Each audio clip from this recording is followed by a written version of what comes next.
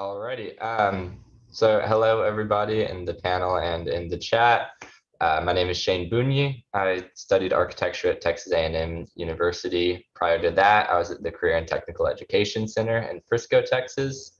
And right now I'm working at the Euler Wu Collaborative here in LA. So if I have any SciArc people in my audience, that's pretty awesome. Maybe we should get coffee or something. So during my time at A&M, I had the opportunity to teach a research studio focused on AI and fabrication with Gabe Esquivel and a series of other really awesome collaborators, including Patrick Danahy, Joris Poutineers, Jean Jaminet, Mehdi Farbakash. So I'll be presenting a few of some of the work produced in the past 2 years to sort of serve as case studies. And yeah, so let's get this thing started. I'm gonna go ahead and present. Okay. Unless I hear any sort of objections, everybody can see my screen, I'm assuming. Yes, we see your screen. You look great. Thank you. Okay, sweet. So the first project I'm going to discuss was taught with Gabe Esquivel and Jean Jaminet at Texas A&M University and was funded by Kent State University.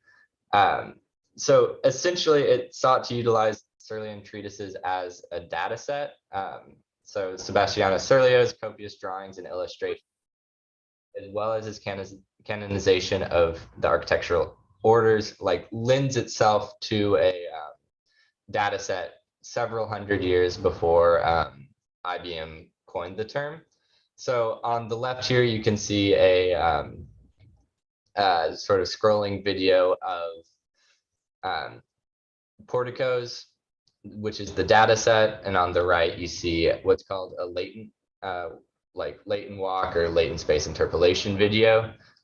So around a year ago, this was super popular on Instagram, and in many ways like parallels sort of the Mid-Journey and DALL-E 2 trends that we're starting to see.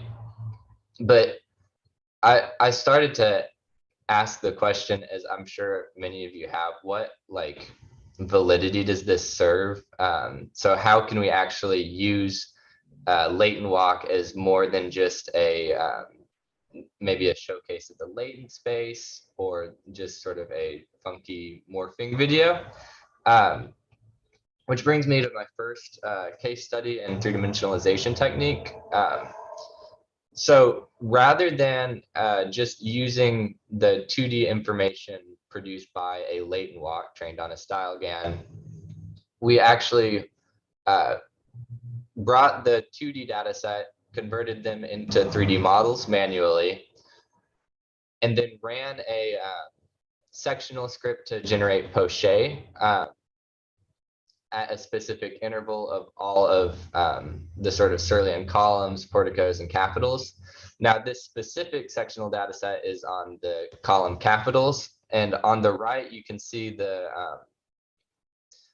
latent walk actually being translated into a 3D object by a technique called voxel stacking. Now, this is what I actually covered in last year's Digital Futures. And it's a three-dimensionalization technique that lends itself super well to specific objects, such as columns and column capitals. And in all honesty, as you'll see later, not super well to others. So voxel stacking is essentially taking a latent walk. Most of the time, that's going to be a black and white latent walk. And then using, you can think of it as a reverse CT scan script to lay down layers of the video and assign a voxel to every pixel that is subsequently laid down. So it's essentially lofting the video in three-dimensional space. So from there, we had like several hundred iterations, and in order to texture it, we utilized style transfer to sort of get a drawing as or object as drawing. So if you actually unroll the UVs of an object and get an ambient occlusion map, you're able to style transfer that and get Cerulean drawings actually within the contours of the objects. So that was a really awesome, just sort of secondary technique we used. And this is applied at a variety of scales. This is a rendering by Austin White from the class. Now, the secondary stage of that was the sort of digital fabrication stage. You can see me there with my McDonald's, sort of sectioning off the column to be CNC'd, carved, and then coated. This is the larger scale one I fabricated with Luis Cicito, also the photographer in this. So these are sort of 8-foot tall objects produced exclusively through like the script that I sort of detailed out earlier. I'm gonna also provide a link to the recording of last year's Digital Futures, so you can follow along the voxel stacking workflow if you also choose. This was a exhibition at the Wedge Gallery at Woodbury. Of all of the pieces, you can see that they're all sort of displayed, and the 3D prints are on their pedestals. And once again, what I find really intriguing about this is none of this was manual. None of this was sort of ZBrush sculpted. It was all produced procedurally. Which brings me to sort of the output of this last year's Digital Futures, which utilized this very similar technique. This rendering is by Christopher Penn at Yale. So sort of to break down the voxel stacking, you start with any OBJ file. In this case, it's sort of fake Umamoto sculpture. Create a script to then section off at a specific interval and output these sections into JPEGs. I know Arthur was actually, I see you in the panel, he was actually a part of this. So he is a little bit more familiar with the workflow, but essentially— Yeah, that was great. Thank you, Arthur. Yeah, essentially we created a sectional data set, from which point we trained on Google Colab, a style GAN, doing transfer learning from sort of faces to these sectional pickle files, after which point we were able to create these latent walk videos, picking checkpoints either in Runway or a secondary Colab script. So we're literally designing in plan or in section, depending on which way you voxel stack. And then finally, the three-dimensionalization process in Houdini. You can see sort of the original script with John Scott there, who is a participant in the class almost 2 years ago now. And these are sort of some comparative studies. So the original model to the AI generated output that's just trained on its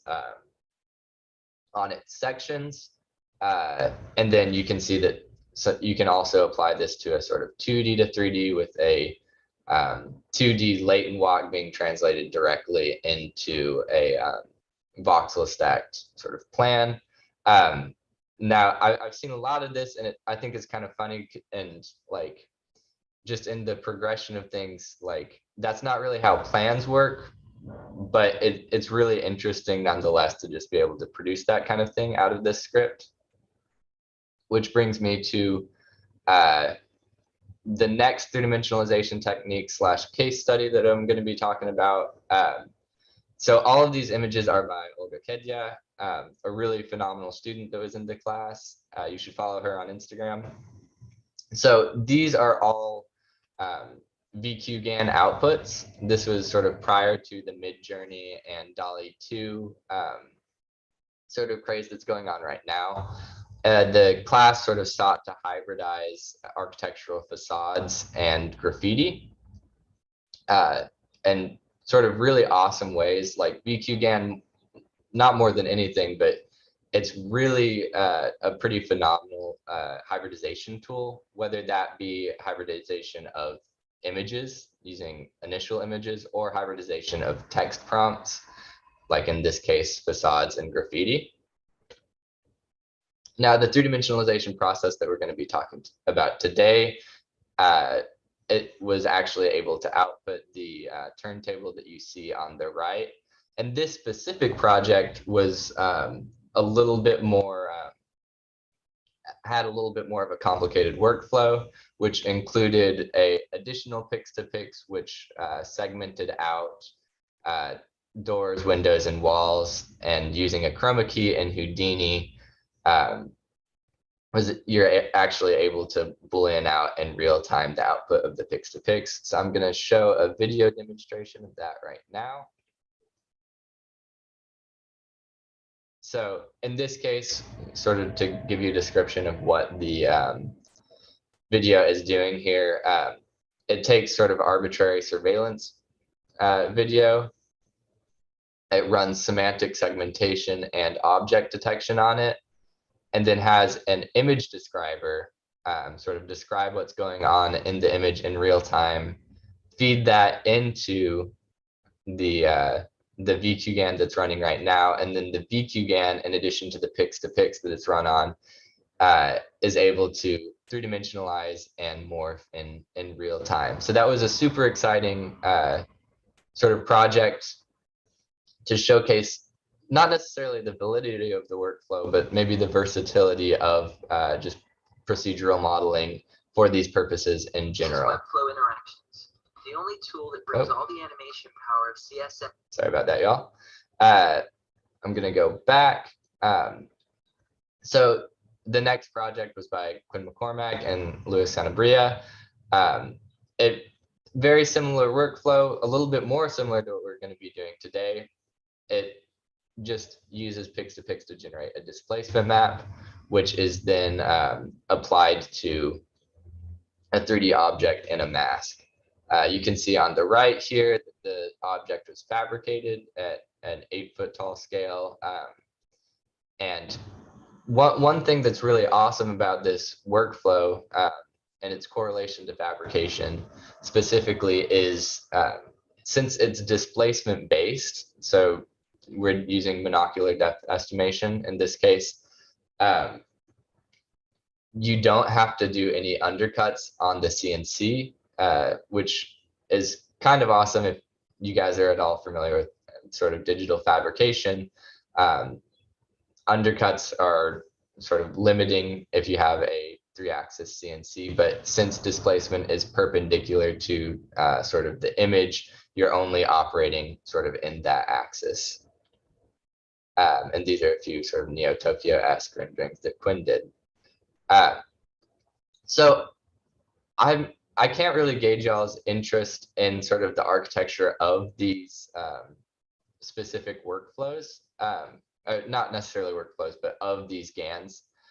But just to give you a very brief and sort of simple overview of the different types of neural nets that we're going to be using, GANs, or generative adversarial networks, are a class of machine learning that learns to generate new data with the same statistics as the training set. In their most basic form, GANs can be broken down into 3 different components: real data, generative data, and a discriminator that calculates how different the real data is from the generated data.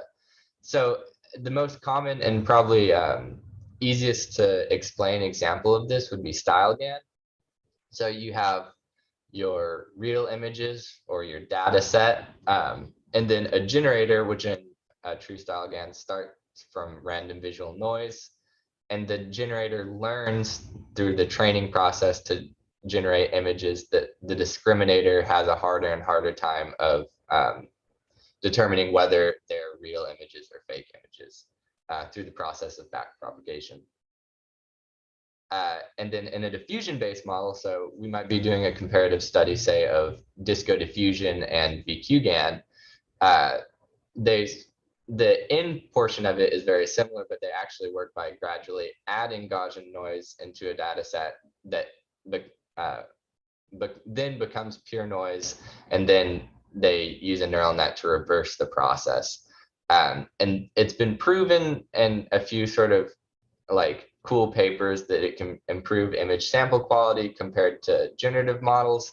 Now that's sort of what I'm hoping to test with this workshop, because I'll provide you guys both with access to Disco diffusion models and VQGAN models on Colab. And if y'all want, you can input the same prompts in both and sort of see the comparison between those. Finally, the last neural network we're going to be using is probably one of my favorites. Pix2Pix uses a conditional adversarial network as a general purpose solution to image translation problems. This makes it possible to apply the same generic approach to problems that traditionally would require loss formulations. All of that to say, it's a neural net trained on pairs of images, right? So in this case, your input would be a segmented map of a facade, and your output would be an image with sort of photorealistic textures. Now, in order to achieve that, you train on pre-existing sets of facades and their corresponding segmentation maps. And then through the training process, you're able to reverse it and input a segmentation map, and it will then output for you a rendering of a facade. Now, this can similarly be done with canny edges or sketches. So you can have a data set of, say, interior renderings of bedrooms and their canny edges. So just sort of sketches of them. And then you're able to reverse the process and input a sketch, and it will output a maybe not a photorealistic bedroom, but a bedroom with realistic textures that correlates to the input sketch. Now, what sort of validity does this have in our, like, the creation of our like workflow today? Now, readapting data sets allow you to generate additional data from your image inputs. So in this case, we're going to be generating 3D data using a Pix2Pix model. You can see the cat and its corresponding monocular depth estimation. So I'm not exactly sure the obsession with cats and these sort of like neural net like illustrations, but I thought it was really funny. So essentially, you have a single image input, and then it outputs a depth map from it, which we can then interpret in Houdini. Now, this step we won't be going towards, but on the image, you can actually use an additional Pix2Pix that's sort of the reversal of an image segmentation that actually segments facades into their sort of background door wall. But since that goes a little bit too specific of a training set and is a little bit more complicated in Houdini, I'll just provide you guys with a script and you can sort of have fun with that. But in the scope of this workshop, I don't think we'll be able to get to that. But we will be sort of diving into some of Photoshop's AI tools that achieve very similar results. So the workshop at a glance. This has been sort of the course overview. In about 5 minutes, I'm going to have it open up to questions. For about 5 minutes, I'm going to have it open up to questions. Then we're going to go into generating images using VQGAN and Disco diffusion. And then finally, we're going to use Pix2Pix to generate depth maps from these images. So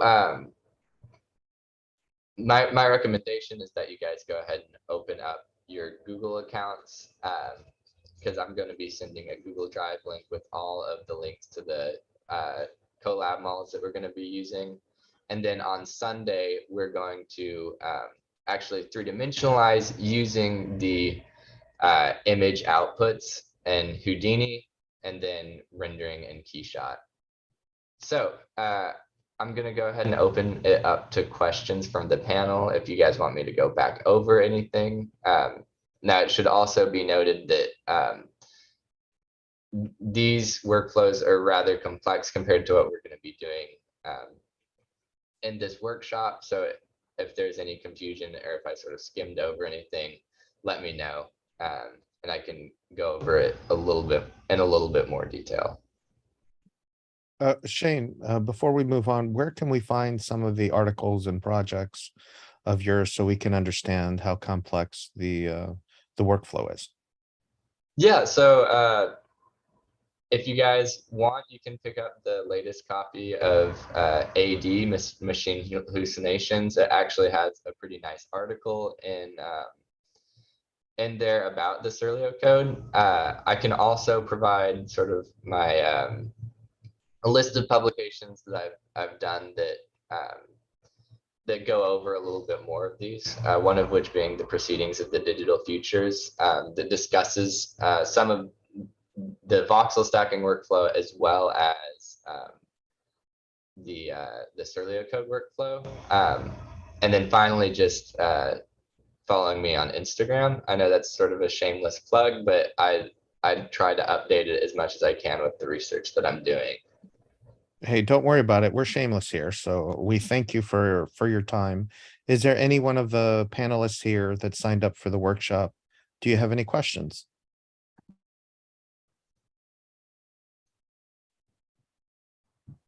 Yeah. Hi, Shane. Hi, what's up? Hey, man. Well, great to be here. Thanks for the PowerPoint presentation or whatever. I was just wondering, are we going to be touching a little bit of the UV mapping that you showed earlier from the number 4 slide that I see on the side? Or number 9 as well, I guess. Yeah, so we're not going to be using UV mapping for this specifically because this workflow is sort of based on planar and projection mapping. But if you guys want to be sort of pointed in the direction of some pretty cool UV mapping tutorials, I can do that in the drive as well. Like what I had done last year is I still continue to update the GANS 2D to 3D drive with sort of tutorials and whatnot, but super interesting route to go down. And yeah, I'll sort of update the drive with a few of those tutorials. Sweet, thank you. Yeah, because I was previously, like 2 weeks ago, I was in the 3D GAN workshop with Quinn and Benjamin and Ingrid. I'm sure. Well, Quinn, I see that you know him. Yeah. Yeah, we like briefly touched. Well, like we touched a little bit of Houdini UV mapping, and then we got into Keyshot. But now I'm trying to apply it more into Blender because you have like texture painting and stuff. But I'd rather have like this whole process seems a little less curated for me and more of like the general output that's interesting. Anyways, so yeah. Yeah, no, I followed along with that workshop pretty closely, and yeah, no, they did some really cool stuff. So that's another. I don't know if they recorded it or not, but I don't think so. No. Yeah, y'all should check them out as well. Super cool stuff they're doing. Thanks. Yeah. Anybody else? I really like answering questions too, so don't be afraid. I just wanted to, before we move on, can you tell me a little bit about your process as how'd you come to like AI? Because I don't think people know who you are. Like, how do you come to AI and why are you so good at it? Is it because you're curious? That's a good question, and I don't think I'm good at it. I think I've just really sort of right place, right time a lot of the time, but also super, super curious. So my background is that, so my dad is a software developer. So when I was a kid, he sort of started me on node-based coding. specifically Scratch. I don't know if you guys are familiar with it, but it's a project MIT launched to sort of get kids into coding, just working with sort of conditional statements. And that sort of started my love for this, but not until college is when I really sort of started to develop a passion for procedural modeling. My brother, Connor Boony, is actually an animator and sort of a Houdini expert. So while I was in college, he totally gave me countless Houdini tutorials and sort of was swearing by like node-based modeling being sort of the future, which as you can see with like blenders like November and even Revit going pretty strong into Dynamo, I do think, I wouldn't say that it's like the future of architecture by anything, by any means, but the implementation of like procedural modeling into architectural workflows, I think is going to be super so more and more prevalent. But yeah, so I just developed a passion for procedural modeling, and AI sort of came naturally when I was tasked with sort of TAing an AI studio, and then the rest is sort of history. I had one last question.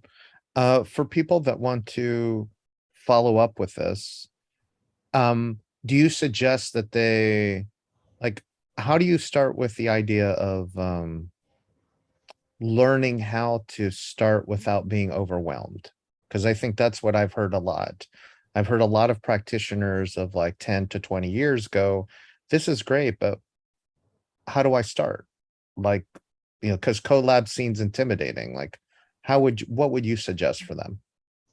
Yeah, so I think with the sort of democratization of these neural nets comes a lot of dangers, but it also comes a lot of like applications and websites such as Art Breeder, formerly GAN Breeder.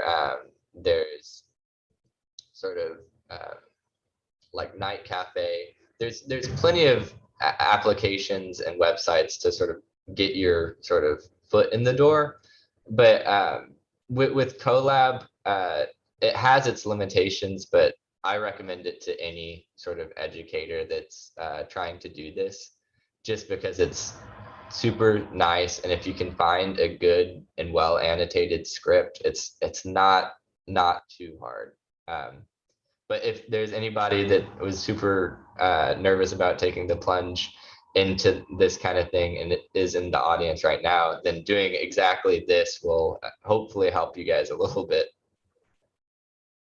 Well, thank you, Shane, for sharing your experience. I think a lot of what we're trying to do at Digital Futures is to make it accessible and open to as many people as are really inspired to. So thank you.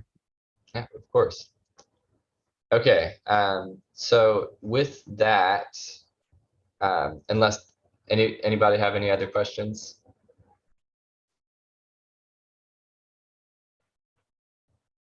Doesn't look like it. So I'm going to share the drive with you guys, so you will all have access to it. Let me copy the link here and add it to the chat.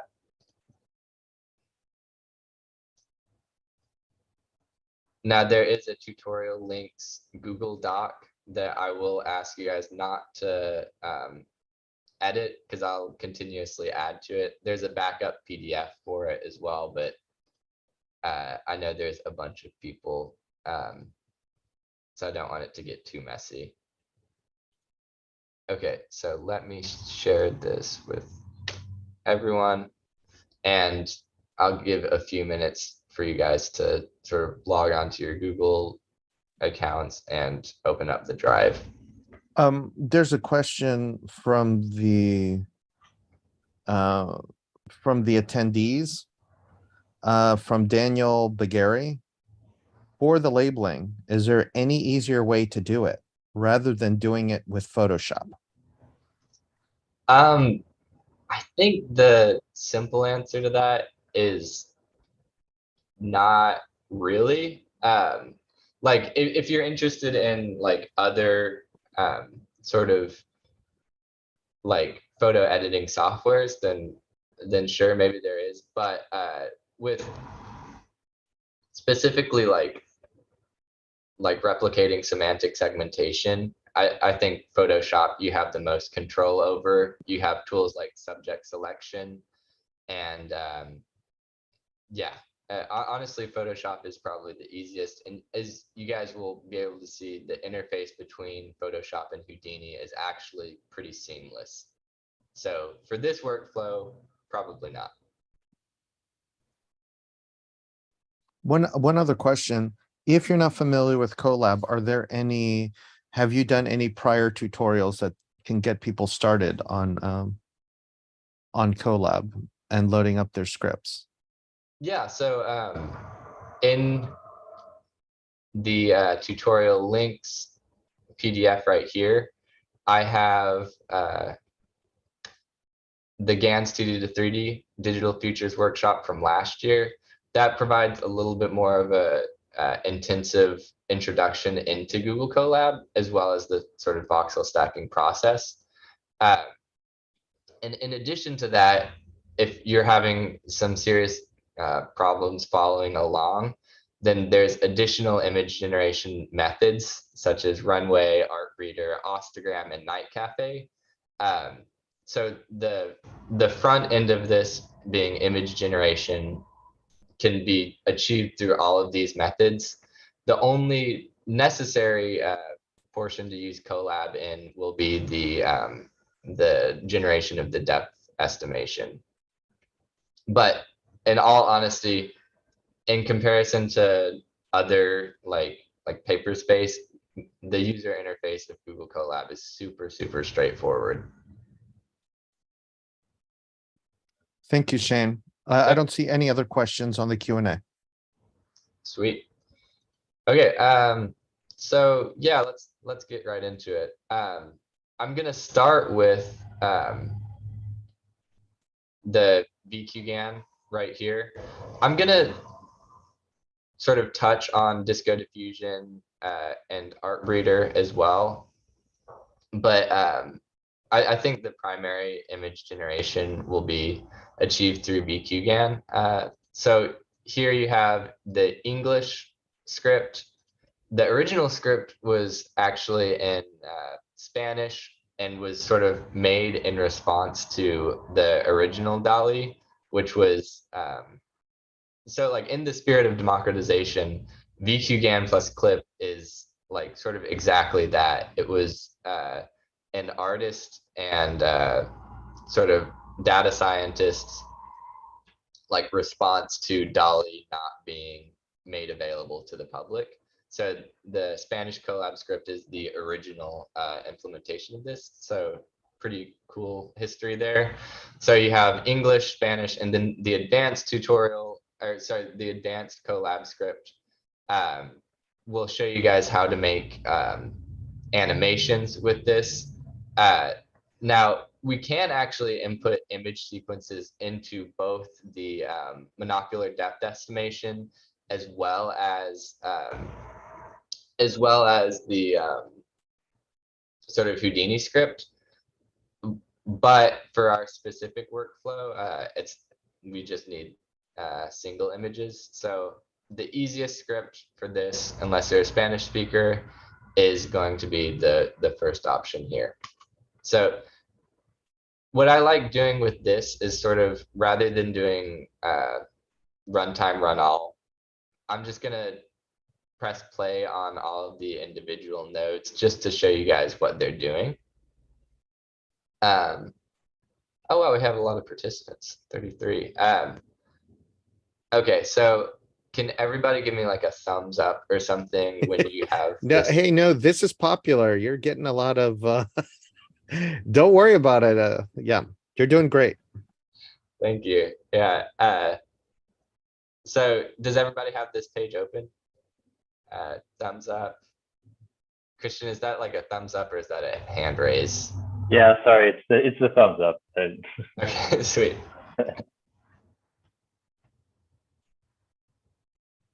Okay.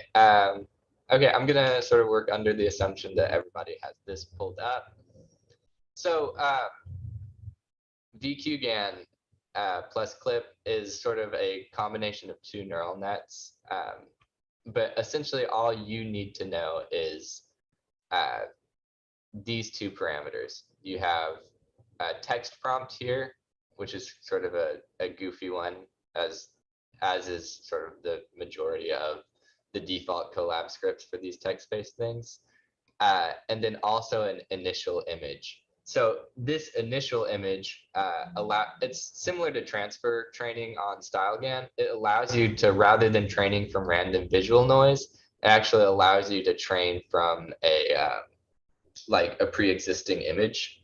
Now, it shouldn't need to be a square aspect ratio, but it might crop or scale the image, like whatever image that you input. So the basic user interface of Google Colab is you have your files here. So when you connect to what's called a runtime, you'll be able to see all of the sort of folders that are associated with your runtime.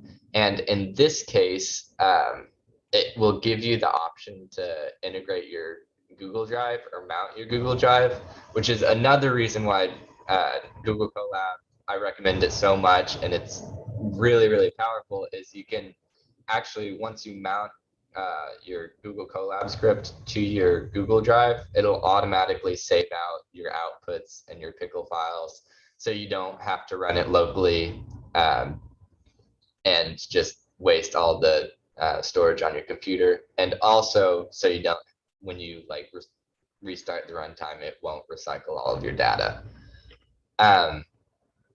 So yeah, the basics is you have your runtime options. You have run all, run before, run selection, and that will just run all of the individual cells.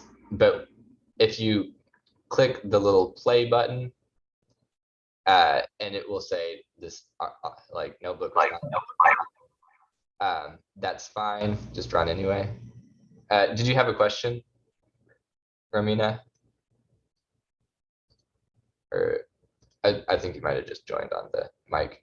But anyway, so license under the MIT license, it's just some basic copyright stuff. And then I'm gonna go ahead and show you guys how to mount it to your Google Drive.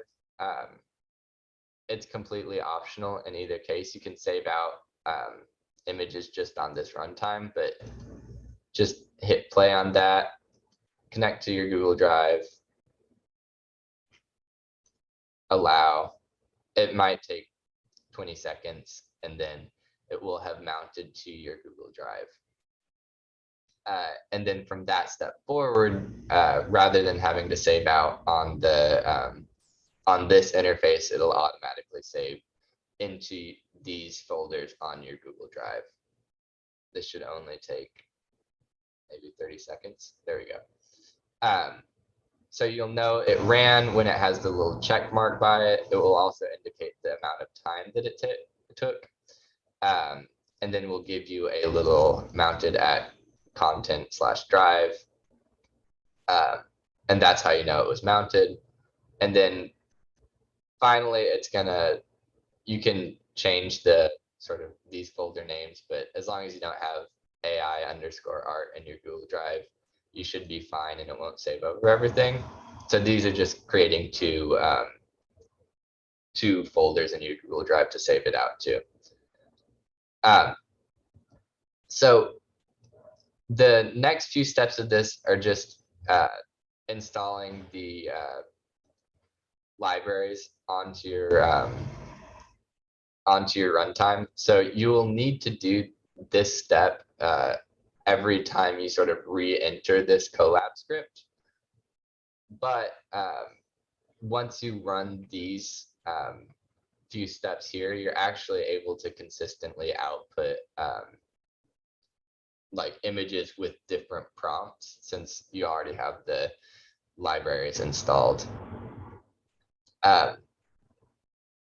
So this is sort of the awkward part of the process, in which these nodes take maybe like 2 to 3 minutes to install. So while these are loading, I'm gonna open it up to questions one more time, just so we don't sort of like sit around for too long. But any questions so far?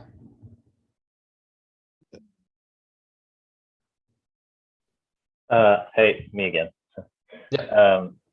Are we go? You had mentioned also about last Digital Future workshop that you did, and that you were willing to share some of that documentation as well. Is that on the drive that you gave us, or? Yeah, it is. So 1 second. So the next thing is just press play on this, and this one will take like 5 minutes. So this is a good sort of question stopping point.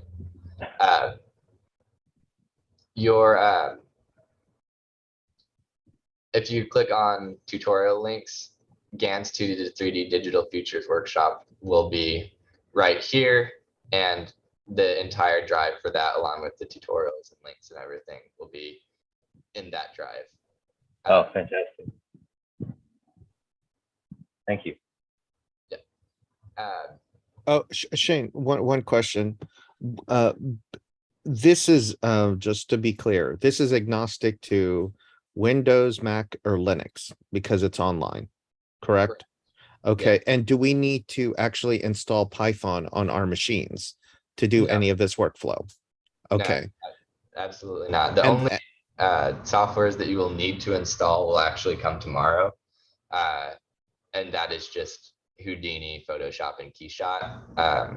And then is Houdini, can you use the trial version of Houdini and screenshot? Is that it? Is that the last one? Yeah. Houdini. Houdini Apprentice is actually free for everybody to use. There are some very minor limitations, including like a watermark in the bottom right corner. And I don't think you're able to export Alembic files, but for our purposes, Houdini Apprentice will work completely fine, completely free to use. And all we'll be doing is utilizing a script and then exporting OBJs with the textures on it from it. So y'all are all good. All this stuff is free. So thank you, Shane. I just want one thing. I said to Neil that you were in LA, so I think he wants to get together. So yeah, he's in Venice, so just giving you a heads up. Okay, sweet. Yeah, so okay, so it finished. The only reason why this would take any longer is if you want to install sort of any other data set. So I think the reason I said it would take 5 minutes is I thought I had ImageNet 1024 checked. So the sort of copyrights for these kind of get a little foggy, because you can't, if you wanted to make like an NFT, which everybody seems to be obsessed with right now, you can't use these data sets. The only 2 data sets that you can use are these 2 down here. For our purposes, you could choose to install whichever ones. They'll just take a little bit longer for this to load. But the last step will just be running the cell right after it, which shouldn't take very long at all. And then we can get into the discussion of the parameters. Regarding the data set variety, which is there like a resolution difference, or like is there a other than the copyright kind of issue? For Houdini Apprentice, oh wait, sorry. For Houdini Apprentice, for this. No, the data sets up here, yeah, like the ImageNet and Coco and stuff. Like, is there one that you prefer, or like, is there one that? Yes and no. So like, a lot of the like data sets lend themselves to more particular images. Like some are more concept art based, some are based on like just Google images. So it really just depends on sort of your preference towards specific types of imagery. I recommend that you try all of them, as it's not super it's not super like different between them, but just recognizing the subtleties of the image outputs is kind of cool. Right. But generally speaking, you'll be able to generate results with any of the data sets. Cool. So with that being said, if you like select all of these, you will then have the option to select the model from there. Right now, just make sure it lines up to the data set that we're currently using, which it should by default. And then at this point, I'm actually a discussion of the prompts. So I, for this workshop, sort of want to explore facades. It's something a lot of people are producing right now, but just as sort of columns lend themselves very well to the voxel stacking technique, facades lend themselves super well to the three-dimensionalization technique that we're going to be using, because once again, the displacement is perpendicular to the actual image. So I would recommend within y'all's prompts that you include facade. At this point, I'm gonna sort of take sort of recommendations in the chat on what prompts I should use. So in case the image turns out weird, it will be you guys' fault, not mine. So I recommend, I'll start it off with facade.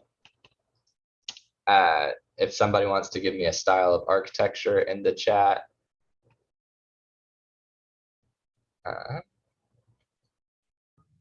Anybody? Christian? Don't be shy, panelists. Through in high tech. I don't know if you movement and architecture. Sorry, one more time. Oh, I threw in the high tech movement, but I mean, High tech, that's a good one. get some Greeble in there or something. Yeah. gotta love Someone wrote Santiago Calatrava. that might kind of, well, let's try it.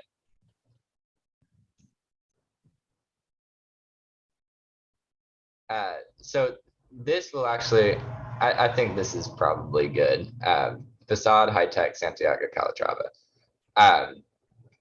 So the only parameters that you really need to care about with this are the width and height. So keep it at 512 by 512, just since it's easiest to run in the Houdini script, because it defaults to a square aspect ratio. The display frequency, it won't change like the computing time, but if you guys want to set it to like 20 instead of 50, it will just display every 20th iteration. So you get a better idea of what the image is looking like as it's training. And then finally, an initial image. Maybe I'll run a few of these. This first one I'm not gonna actually have as a initial image, but I'll show you guys how to input that after I run this. So all you'll need to do is set the parameters and hit the execution cell.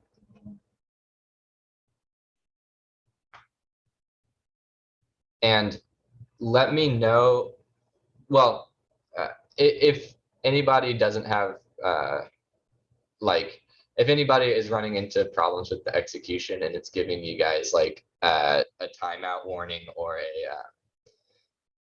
like saying that you ran out of RAM, it's because of the image size for one, but also Google Colab recently, well, a year ago, made it to where you only have a specific or a lower amount of memory in the free version. So you might have to upgrade to Pro. And if you don't want to do that, which I completely understand, I would recommend going to Night Cafe, Ostagram, or ArtReader to produce the images. Still keeping with the facade idea would be preferable. But it would also be super nice to see a little bit more diversity in the output of this workshop. So I think it would be super cool to have a few ArtReader images that are taken through the depth estimation, and also some Night Cafe images. Okay. We have one of our attendees said he had an error. Name is torch is not defined. Is that something major, or did he just not push the right button? I would recommend trying two things. That could have something to do with like something that you failed to run earlier, or the order at which you ran the cells. So my recommendation to you is that you input the exact same parameters, right? And then hit runtime and then run all. But before doing that, do runtime, restart runtime, and then set your parameters, runtime, run all. And then if that doesn't work, then I would recommend using a different means by which to do this, such as ArtReader and Night Cafe. Thank you, Shane. Yeah, of course. Oh, we have another question. How many iterations is enough? It's set to -1. So -1 is infinite iterations. So essentially, like, you are the only person that can decide how Well, many. what's the average? Like, if I don't want to like wait forever, like, is a few hours enough? Like, I mean, sometimes a few minutes is enough, depending on it doesn't, it's sort of diminishing returns after the first, say, 10 minutes. But that's also like always the question. It doesn't have like a like with StyleGAN, you have the FID score, and it does have this, but the best like way you can assess it is just looking at the image, seeing the next generation of the image, and if it's not going in the right direction, you can just hit stop and then input a different one. But generally speaking, I let it run for 30 minutes. thank you. Yeah.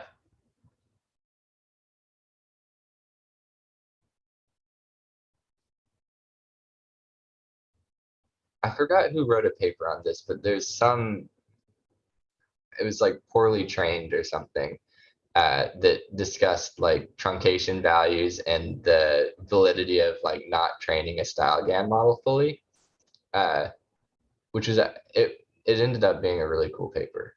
Let's see. One question, looking at these images, what are you looking at specifically when you do this type of research? Because it looks to me, you get a lot of abstract results. So is it an intuitive process for you, or is it mostly some sort of like scientific, typological study, like measure? Like, how do you approach this as a maker? Yeah, that's a really awesome question. So like, there is a difference between maybe what the machine views as like a good image, like calculating its loss function, and what we view as a good image. But what I'm specifically looking for is an image that lends itself well to the three-dimensionalization process that we're going to be using. So I'm looking for an image of a facade that I can sort of see some sort of depth from. And maybe we're not going in the right direction with this one, so I'll show you guys how to pause here, and maybe we take out Calatrava and go more towards, say, cyberpunk.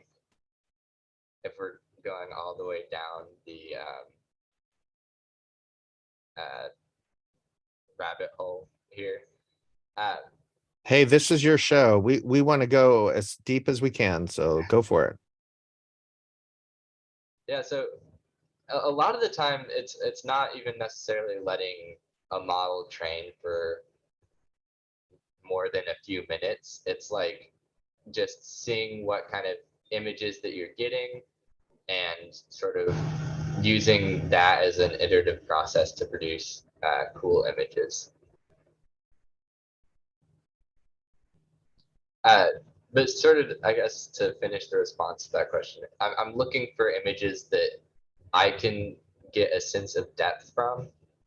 So this one lends itself a little bit nicer to that kind of thing.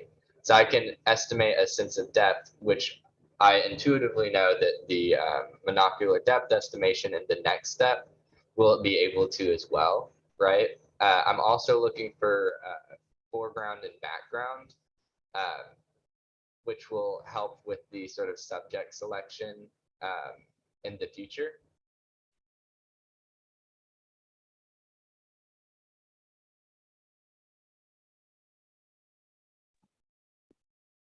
Shane, one thing, I'm very thankful that you're giving us kind of the insights, because some of these workshops, in my experience, they show you the technique, but really the insight is what you're seeing and how you really think through some of these tools, because mentorship in a lot of these workshops is very brief, but like any insight, like in how you think and what makes a good quality work would be very helpful for sure. Yeah, of course. I'm a really huge fan of Digital Futures, and like I plan on, if I'm invited back, to teach one every year, just as to sort of showcase what I'm working on. And I think the only way to really get this whole thing to move forward past everybody just posting their Midjourney outputs is to provide them with as many tools as possible, so we can actually contribute more to the discourse in a real way. Well, Shane, you're the first in doing a 2-day workshop during the year, so you're debuting a new program. So we want to thank you. Digital Futures thanks you for this. Of course, yeah. Let's see. I'm kind of liking this one. I think it will. I can see a figure that I can extract from it. So I'm gonna go ahead and save this image out. And I recommend that you all just continue to iterate upon a few images. Let me stop that fully. And okay, you should just be able to hit the stop button. I just pressed it too many times.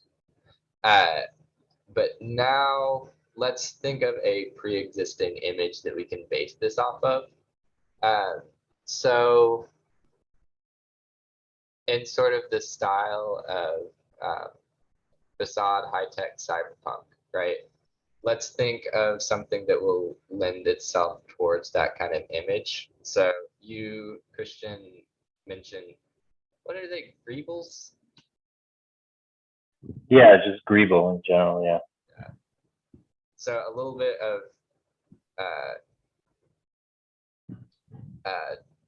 some information that I don't know if you guys care about or not. Shane, one question. Someone actually in the chat said, well, where do these resources of images come from as the Calatrava images? So they come from the actual pre-trained data set. So in this case, I believe we're using ImageNet. And those data sets have a really wide sort of like diversity. Some of them are from Google Images. Some of them are from, I think, just the outputs of specific art websites. Now that, for that reason, the data set that you're training off of is sort of completely dependent upon, or sorry, your output is completely dependent on the data set that you're choosing. So you can just look up whichever data set that you want to use and see what kind of images are produced from it. Let's see. Let's try this. Okay, so a little bit of backstory in the realm of kit bashing, like these sort of Greeblies. Star Wars and ILM pioneered this sort of kit bashing technique. Greeblies are just sort of a surface articulation that's become pretty popular now. But correct me if I'm wrong, Christian. I think it just comes from pre-existing model train sets and model plane sets. Yeah, well, it's essentially in like video game and cinema kind of concept art, they kind of just use you know, sets of different models and essentially just kit bash them, kind of like, and then, you know, they kind of go from there, and then it's a curated iterative process, I guess. Yeah. So I'm going to show you guys now how to start with an initial image. So all you need to do is drag and drop the image that you want to use into this files folder. So you make sure to open this up, and then if you drag and drop the image into there, it will say, like, it will delete after the runtime is recycled, which is fine. From there, you're just going to copy the path of this. So it should appear right here, copy path, and just paste it into the initial image here. Run that, and then it will start from an image. So there's a level of arbitrarity to the input image, but similarly to how I'm sort of curating and looking at the image output, like iteratively, I'm saying, okay, what kind of figures can I extract from this? How will the depth estimation sort of lend itself towards this kind of thing? And a lot of the time, sort of modulating on pre-existing architectures is super nice. So the goal with this is just to produce like 3 or 4 pretty decent images that we can run through the script for the depth estimation.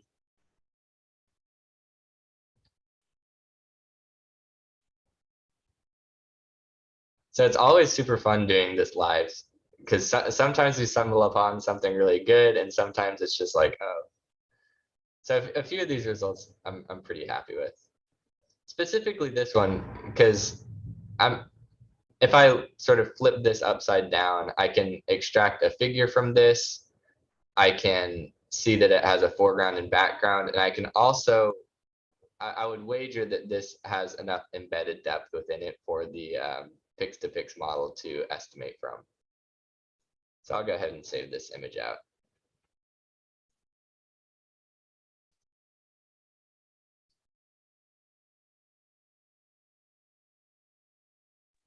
I had a question here very quickly. Yep. Shane, I'm glad you brought up Midjourney.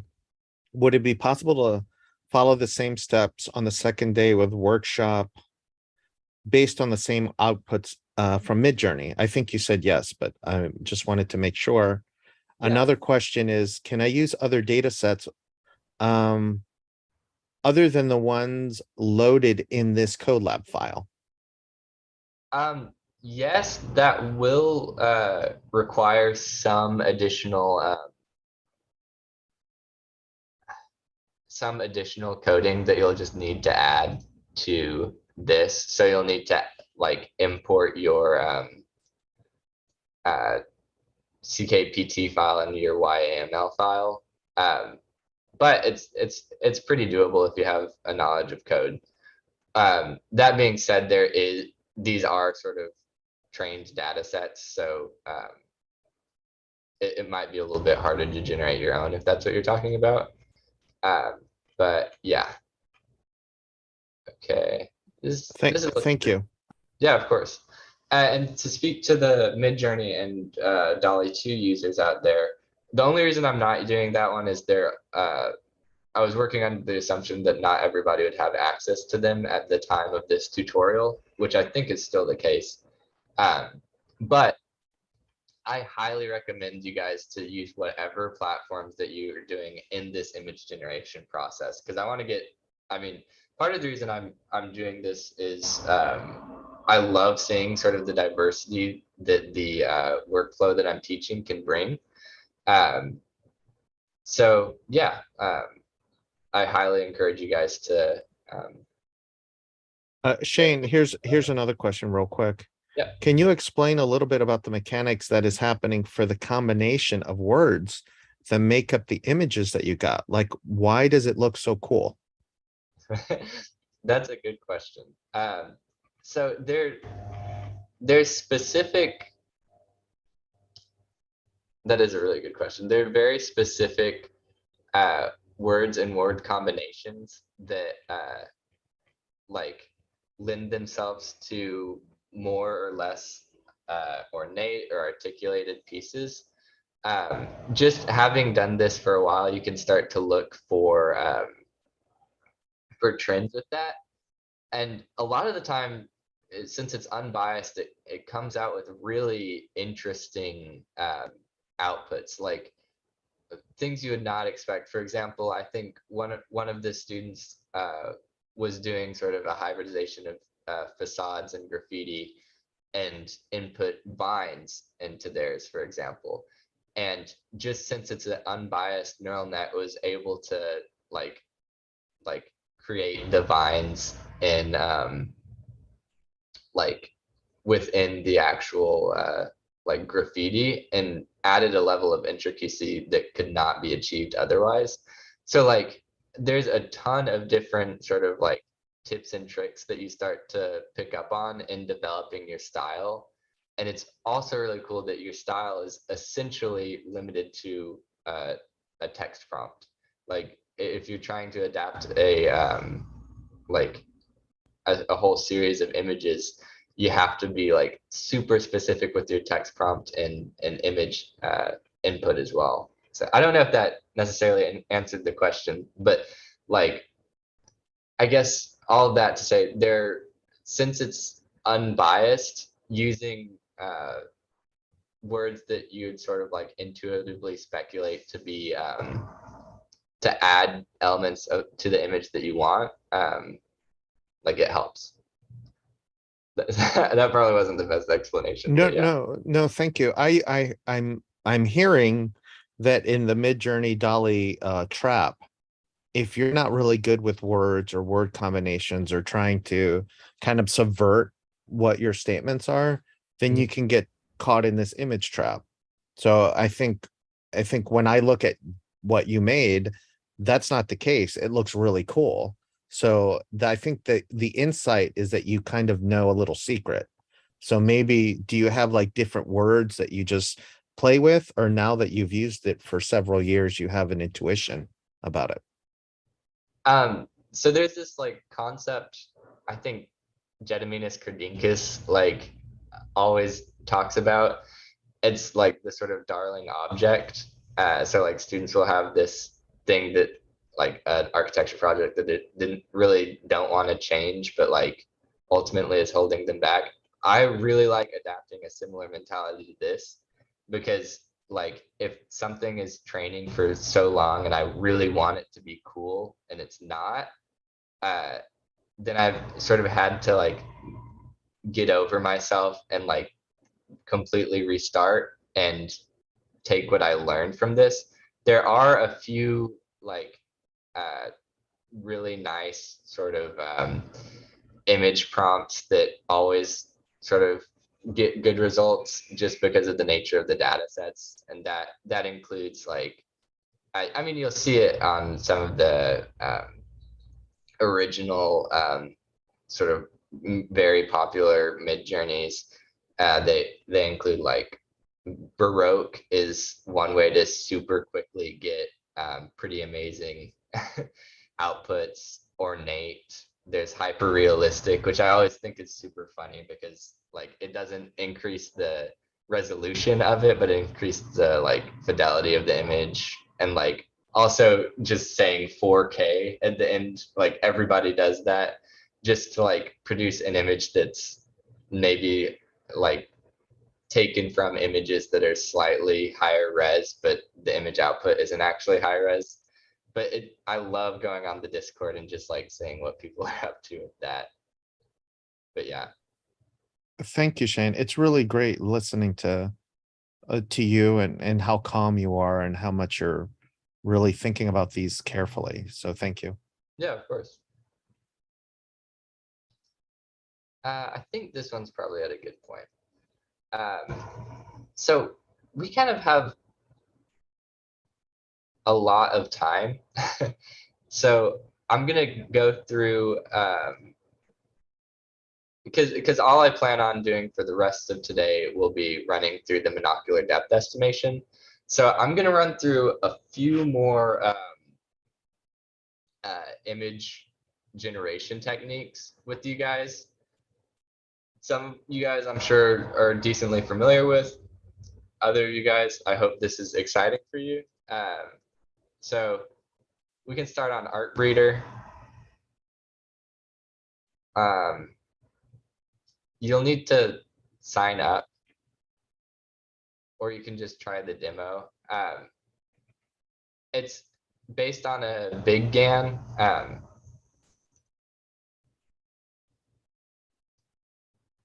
And you're just able to input random prompts, and then you can it will then output an image. So this is one technique that you can use. I'm gonna go ahead and copy and paste my current, please excuse my horribly messy desktop, but I'm gonna copy and paste this image prompt into it just to see whatever like produces. Now you can see this is probably a little bit worse than what we're going to be using, but it's interesting. And if you have an account, then you can produce a lot more interesting and a lot like images like this that use instead of like utilizing a style GAN or a VQ GAN, it's actually utilizing big GAN and is gene based, so you can hybridize images really nicely. So I don't want to show you guys my login information. It's the main reason, but let me stop sharing and I can just give you guys a tour of the website in just a sec. Yeah. Don't show us any of your login information, please. Does anyone else have any questions while Shane is doing the his best to show us stuff? One question by Suzanne Bentis is, how many images do we have to save? Is there like a set amount that you're thinking about, or, you know, for those overachievers that want to save 1,000 images during this workshop? Yeah, let's shoot for 10. 10 is a good number. So let's see. 10 is a good number. It will, since we're the next neural net that we're going to be using is actually like it's batch based. You can input however many images into it, and it will output all of the depth maps for all of the images, which also means you're able to input like videos or image sequences, which is really nice. That was demonstrated in like I think earlier in the slideshow when it was adapting in real time. Sorry, just to be clear, also, it's 10 different images of like different prompts, or like different, like of the same prompt, but we extract 10 images of the same one? Or doesn't matter? It doesn't matter. I would just recommend like a decent diversity of images. Right. Okay. So let me get back on here. Okay. So now you can see the user interface actually completely changed from what I'm used to in Art Reader. But what you can do is in Create, you can just do buildings, and it's pretty intuitive what you can output.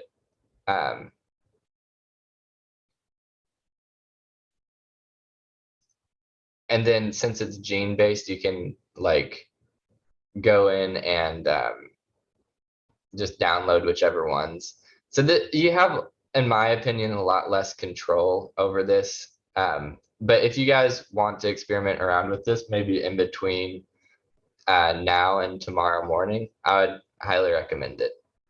And then next one is Ostagram. It's actually a style transfer service. So you input a content image and a style image. This is what I use to texture the images for the Surlio code. I think you have a few free ones. Feel free to style transfer your the outputs of your VQ GANs with this as well. This is just a super quick overview, and then Night Cafe is actually a pretty decent generator. It does, I think it requires that you pay, but only like after a certain number of trials.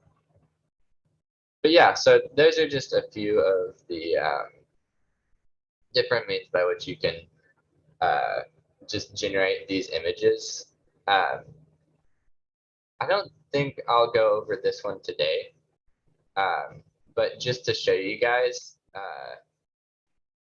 Disco Diffusion is a very similar model, but it's actually, rather than it being a GAN, it's trained slightly different, or the architecture of it is slightly different, and it's diffusion based.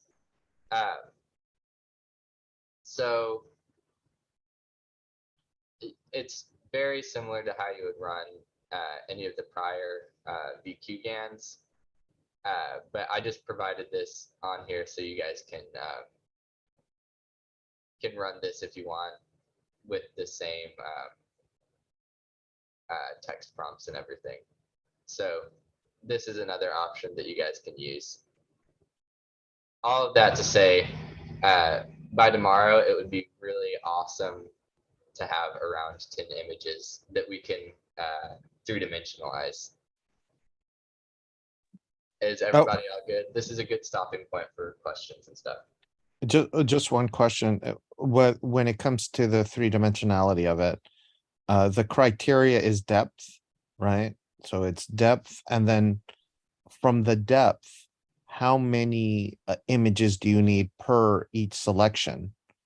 Do you need like, you know, when, like if I have a favorite, do I need to actually take the 10 from my favorite that is similar so that you can add in a section? Is that how you're doing it?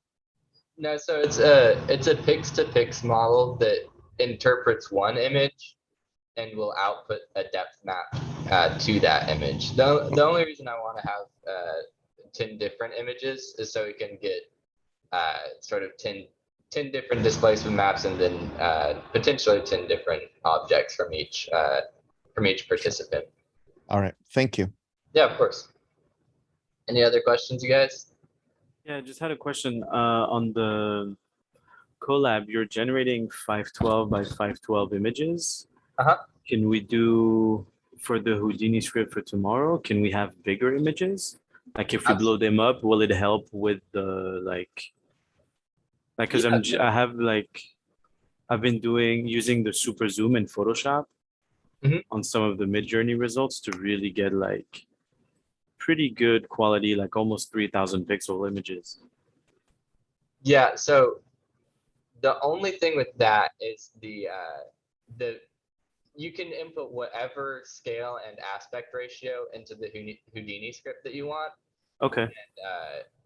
And it's all good. The only thing is the depth estimation will compress the depth map. So the pix to pix, I think, is also set to 512 by 512. So you won't be able to, like, if you input a 4K like input image, you won't be able to export a 4K depth map. But since it's just a depth map and is not super, like the articulation of it is not super vital, you can just upscale in Photoshop using the same means you originally upscaled. Got it. And could you do at least 1024 by 1024 on the depth map generation, or is it just then you'd need like Colab Pro to make it? So since it's a pix to pix, I think it's generally it's trained on 512 by 512. Gotcha. But we can take a look into it right after this. Okay, cool. Yeah. Sweet. Any other questions, you guys? I have a one. And median. And my question is about two things that are related. First, you say about the mind journey. I made some tests there too, and I today I see into other guys say about this disco diffusion is what they use more in my journey. I like you explain a bit more about that. And the second is how much the computer need to have about a processor at all to run these things. You need much processor, much and hold on, sorry. How good it needs to be the computer to run this? So, how many images it code? This is my question. Thank you. Okay, I didn't quite catch that first question, not because of you, but because right now I'm on the floor of my apartment and working with a speaker from my monitor. But the second question, I think it is in regards to sort of the CPU or GPU that you'll need to train this. So all of Colab is cloud-based, so you're not actually training on your computer. So no matter how beefy of a laptop or how serious of a build that you have, it's all gonna run the same and is exclusively dependent on your connection to Wi-Fi. Was that part of your question? And the other part is about, I read that in my journal, they use a more disco diffusion than GAN. Yeah. And this, I don't know if you explained much about that because I entered a bit of delay here. And I like how do you talk a bit more about the difference between disco diffusion and GAN, very simple. And the second question, thank you, you really answered for me about being cloud. Thank you so much. Yeah, of course. So the difference between VQGAN and disco diffusion, I mean, like, I think I could be wrong with this, but VQGAN is to disco diffusion as Dolly or Dolly 2 is to Midjourney, because I believe Midjourney is diffusion based. Essentially, it just comes down to the architecture of the actual neural network. Let me pull up the little, I had a silly little illustration here of just a GAN and then a much nicer illustration Lillian Wang did of a diffusion model. So GANs are essentially all a GAN is doing is training from random visual noise, and it's random visual noise and using a generator and a discriminator in order to generate images that the discriminator can't tell are fake. So it's just the generator is using an evolutionary solver to get better and better at generating images that the discriminator can't tell the difference between, or it's getting closer to not being able to tell the difference between, which you can think of as the FID score in a style GAN. Whereas a diffusion-based model is the tail of it, end of it is pretty similar, but you're actually utilizing, so you're like sort of decimating a model. You're adding Gaussian noise to the data set until it becomes pure noise. And then rather than starting from there, it uses the neural net to essentially reverse that process. So the nice thing about really all of this is that we don't have to worry that much about it. All we have to worry about is the outputs of these neural nets and how we can utilize them in order to incorporate them into our architectural workflows. Thank you so much. Yeah, of course. And also, sorry, Shane, I had a very complex question from the YouTube verse. So I'm just putting it in the chat because it's a little above my pay grade. So there it is for you, if you want to answer it anytime. Okay.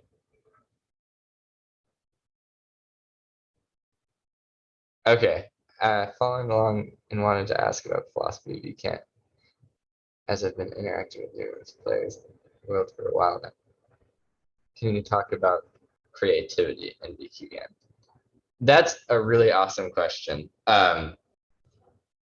So it always, like, let me reframe it from creativity to maybe agency, and that's maybe a little bit more interesting in the discourse of architecture, or like not interesting, but like essentially you have a similar to like the criticism of parametricism, you have a bit of a loss of agency that comes along with really any given procedural or AI-based tool, right?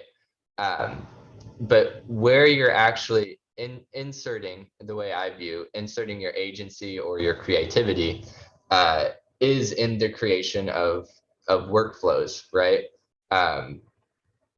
So how you layer these neural nets. And then another sort of layer to that is you can insert your, like the very small portion in which you get to insert your agency within a VQGAN would be a text prompt or image based, right? Or sorry, or an initial image.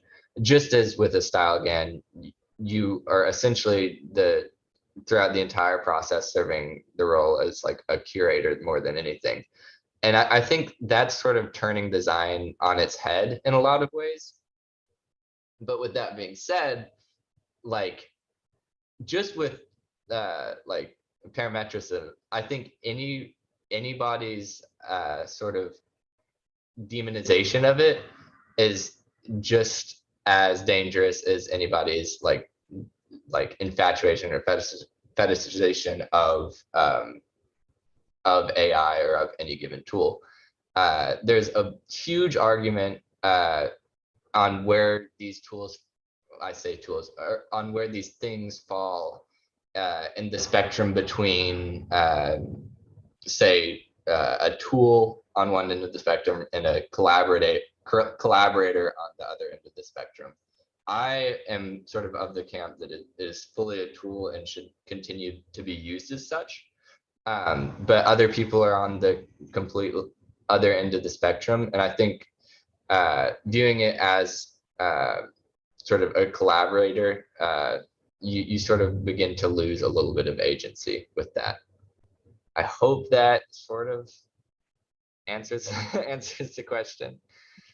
Thank you, Shane. Yeah, of course. Okay. Also, I see a few, and I'm gonna resend the Google Drive link in the Google in the chat before I start with this next part, which is just the depth estimation part. Let me copy link. send it in the drive.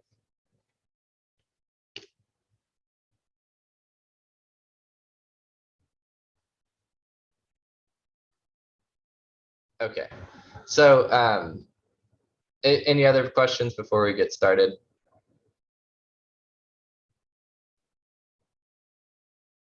Doesn't look like it. Okay, so the next step after this will be monocular depth estimation. So there are two neural nets that are going on here. It's all based off of pix-to-pix or something very similar, but you have two different fully trained models that you have access to here. So this does not give you the option to run it directly on your machine, but you can run it on your, sorry, it doesn't give you the option to link it directly to your Google Drive, but you can just run it on a local runtime, and you're going to be able to save out your files just from this file interface here. All you will need is to have a few of your images prepared here. So I ended up, I think my favorite one is probably this one. So I'm gonna get the depth from that one and probably one more, right? So have those selected and off to the side. Once again, the first few lines of code are going to take the most amount of time. So I'll take questions like sort of while this is running, but the last two lines of code, you're able to input whatever images that you want, and then it will output the depth map from them, and you're able to continuously run these cells with multiple images as well. So once again, it wasn't authored by Google, so we'll give you that pop-up. And if any of you guys are still training your Disco Diffusion or VQGAN model, then you'll have to stop that runtime, because I don't think even Colab Pro will let you run multiple things at once. And then once you have a check mark here, you will be able to see inputs and outputs folders pop up. The next cell will just download the models onto your runtime. These take a little bit because you have to download the .pth files, which are pretty hefty. But if any of you guys have trained a pix-to-pix model, then y'all will know the struggle. Ramina? Yeah, hi, sorry, Shane. I missed a few minutes of the last collab file. Did you run all the codes like this one and then change the prompt? I just missed a few seconds of that before you changed the prompt. Before I changed the prompt on the VQGAN one? Yeah. Yeah, so all I've been doing is just changing the prompt and rerunning this, and then because I tried to run the code, and I got an error that is so bizarre, and I thought that I could rewatch the video after on the YouTube, but since we have time, I want to ask if you run all the code once and then change the prompt, or did you do something else before changing the prompt? Because I have some error there. A strange error. Okay, so the main thing that you might be running into is, for one, were you able to generate an image, like any images in the execution? No. For the first part, I changed the parameters, and then I pressed the play button, but I got an error. Okay, so you were not able to produce it in the first place, or you were able? Yes. Yeah. Okay.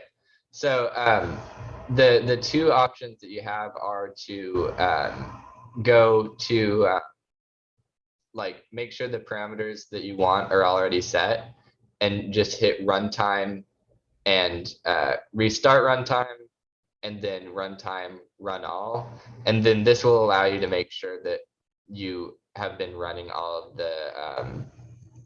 of the cells like one after the other. And if that doesn't, and sorry, go ahead. Yeah, I saw that someone else had this problem and you said you advised him to do so, but it didn't work for me. What does the error say?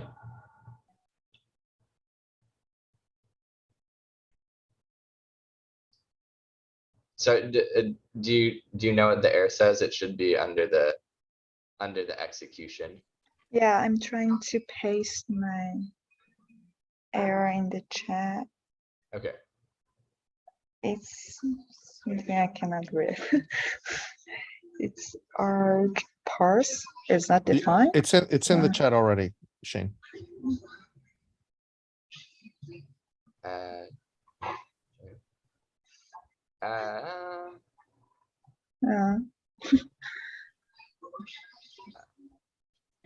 So you can go ahead and I can talk to you after the workshop. Yeah. We can figure it out. Yeah. That's all good. The only thing I think it might be is if you have, do you have anything in your initial image here? No, I just started as it was. If you delete everything toward, we'll just say insert text here, then try to run it. That might work. Okay. Otherwise, I can just meet with you after and we can try. Yeah, I think that's better. Yeah, thank you. Yeah, sorry, of course. Sorry for the pause. Yeah, no problem. We have some time, so it is no big deal. And perfect timing as well, because this just finished. So boosting monocular depth is the third line of code that we need to run, and it will just output a file path onto here. So is everybody with me here now? Y'all are all good? Okay. So the next step is just to drag and drop the photos that you want into the inputs folder, and then it will say reminder upload files will get deleted when the runtime is recycled. All you have to do is hit OK. And if you hit refresh on this, you will be able to see that your 34 or like your 2 downloads are in the folder itself. Okay. And then you have 2 different options. You can run the method using MyDOS or LERES. I never know to just pronounce it phonetically or just spell it out, but you have these 2 different options. They differ slightly on how they're trained, or not how they're trained, but what they're trained on. I found it just depends on the image that you're training on. But I found that just outputting both and seeing whichever one produces the best results is generally pretty good. Just a question for this process. If you're uploading an image that's not a square ratio, will it try to squeeze it to a square, or will it just crop it, or will it do like a rectangular ratio depth map? It will, at least during this process, it will crop it. It won't crop it, but it will scale it. But you can always rescale in either Houdini or Photoshop. Okay, so I'll just take the largest dimension and scale it to 512. Yeah. Gotcha. Okay. And then you'll see it's actually pretty quick, and then you're able to upload now, or sorry, download in the outputs MyDOS the two displacement maps. So I'll show you guys what that's looking like here.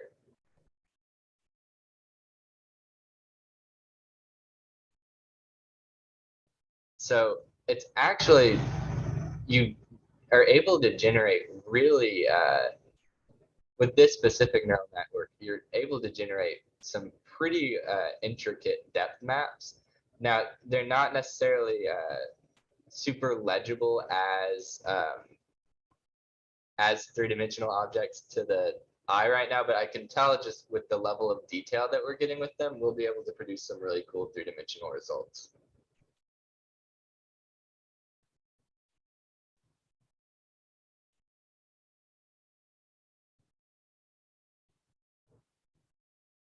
Okay.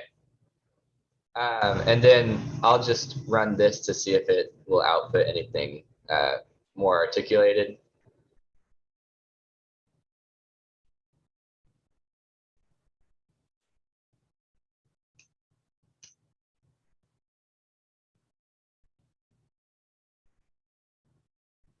So the last cell kind of boosts the resolution, is that right?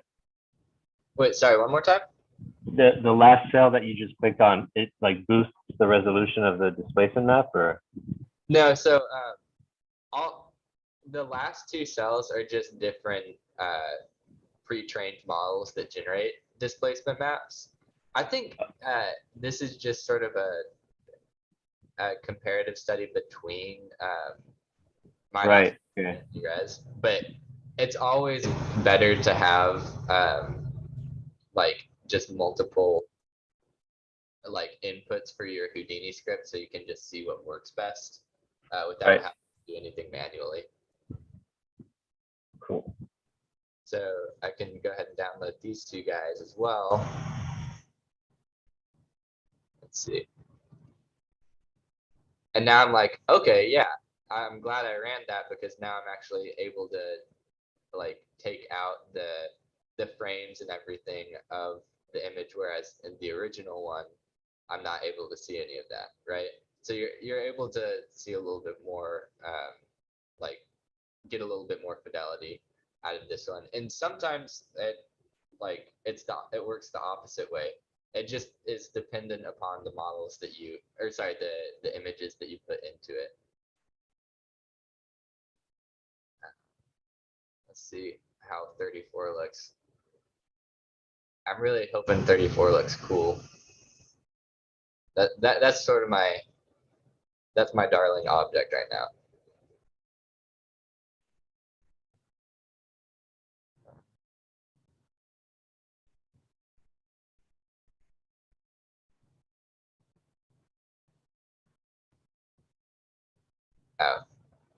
Oh wait, no. There we go.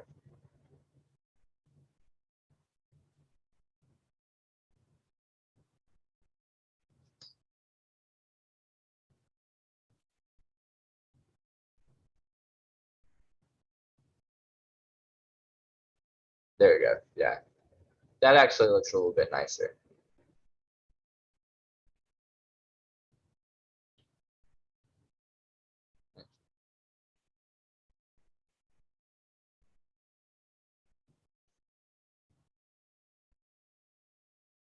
Cool.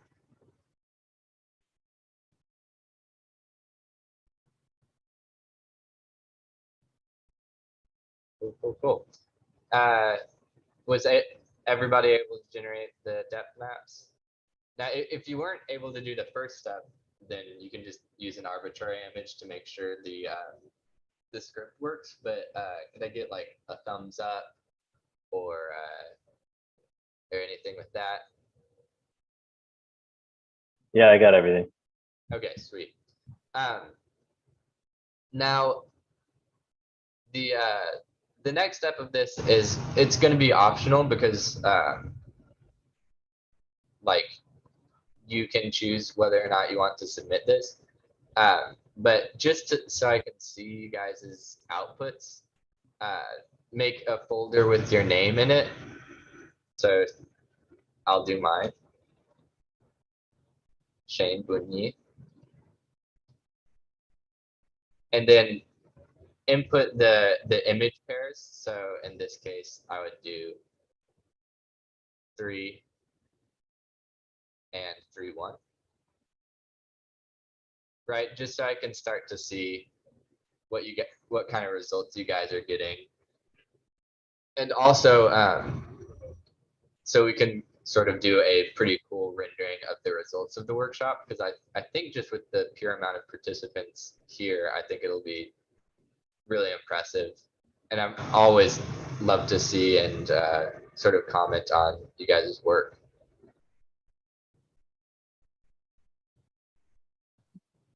All right, Christian, I'm going to put you in the spot. Let's see what you got.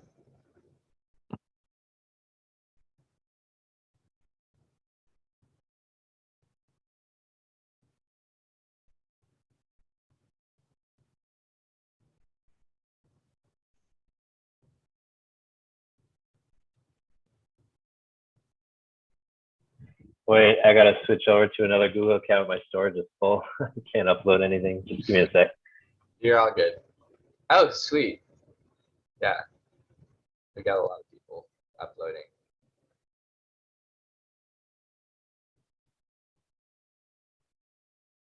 That's a nice displacement map, yeah.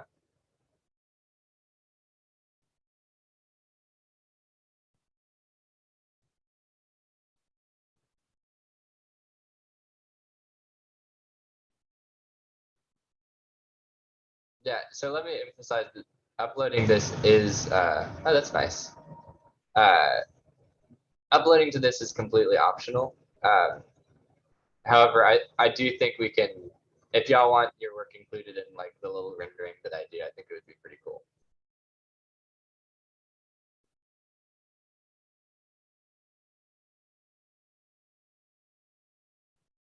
Yeah, that one's really nice. Hopefully the depth map came out pretty good. Yeah, I think that'll be cool. Yeah, no, this is super exciting to see you guys. Just as a FYI, I didn't check before uploading, but it gave me a depth map of like 1664 by 1664 of the larger image that I put in. It just took a little bit longer. Oh, okay. I guess there is some sort of rescaling process, because I know the pix to pix is just trained on 512 by 512, but since I've only really ever used I guess the outputs of VQ-GAN after this, I've just assumed that it was locked to that. So question, Arthur, did it scale the image down if it was like in one axis, if it was a specific aspect ratio? No, because the original image I submitted was a square, Okay. and I tried to just submit squares for now. Yeah. I haven't tried like anything vertical or horizontal yet, but I might in a bit. Because I think I fed it too many images, so it's taking forever. Okay. Yeah.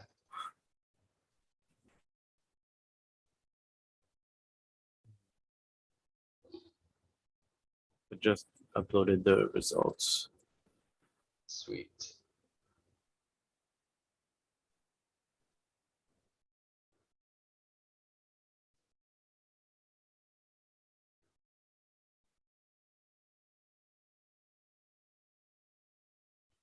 Yeah, so this will be really cool to see once this gets sort of populated with images and then eventually object files.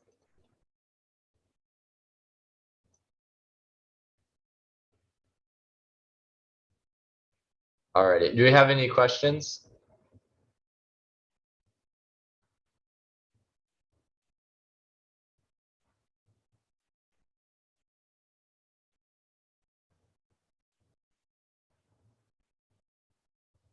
Doesn't look like it. Any questions in the non-panel participants?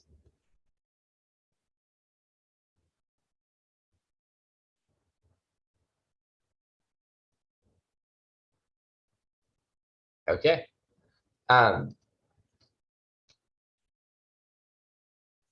I was able to submit or drop okay, there you go. just the one I was doing at the same time.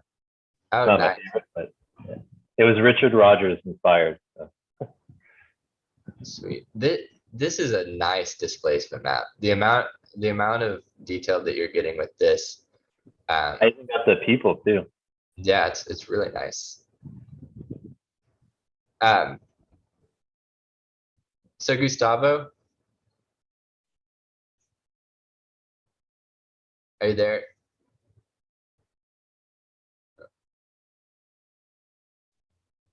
Shane, did you have a question? Yeah, so this is the sort of checkpoint that I wanted to reach by the end of today. Yeah. Do you think it would be best if we sort of just started up tomorrow doing the Houdini stuff? Or do you think it would be better to treat tomorrow more as a review? It's really up to you. I think what's really been great about this is that you're giving a really great overview. And I know that between now and tomorrow, there'll be individuals watching the video to try to catch up, to try to meet tomorrow's deadline. Mhm. So maybe we can think about how to structure that. For those that watch the video, how do they get caught up to participate tomorrow? Because tomorrow you're going to go over a different process and then three-dimensionalize it, right? We're actually, so it's just going to be an extension of this process to three-dimensionalize it. Cool. Yeah. So, I mean, it's really up to you. I mean, I think we've had a really good session today. So, you know, if you think it's a good stopping point, then let's stop. Okay, yeah, sounds good. But before that, I'll just give you guys a little preview of what we're going to be doing tomorrow. So, and you guys don't have to at all follow along right now, but just so you can get a basic overview. And this is also not including the segmentation that we're going to be doing in Photoshop. Essentially, what we have here is a Houdini script that I'll be walking you guys through.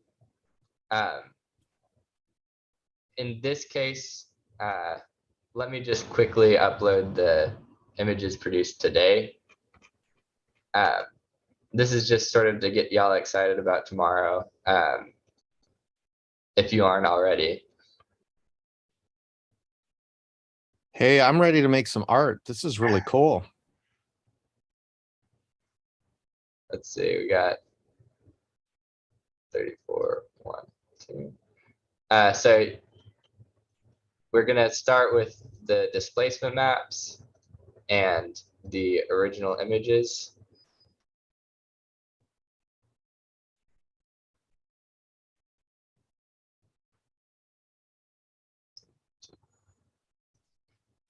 There was another question after you're done with the process, but why is Houdini used and not Rhino?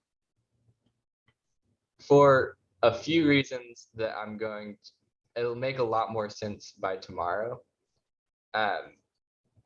But essentially, Rhino can do this with height fields, right? But so that's just a little teaser of the first step of tomorrow's tutorial. But Rhino can do a similar thing with height fields.